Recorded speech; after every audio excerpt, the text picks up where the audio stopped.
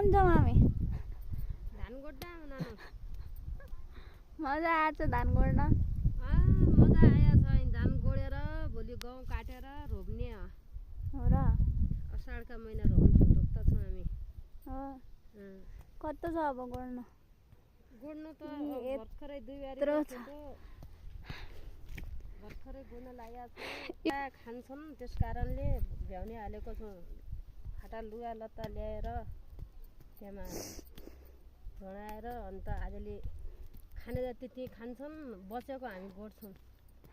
हुनुहुन्छ मामी? धान गोड्दा नानु मजा आएछ धान गोड्न। मजा आएछ। धान गोडेर भोलि गहुँ काटेर रोप्ने हो र? असाढका महिना रोप्ता छौँ हामी। हो। कस्तो छ अब गोड्नु? गोड्नु त भर्खरै 2 बारी भर्खरै गोड्न लागेको छु। खान्छन् त्यस कारणले भ्याउने हालेको छौँ।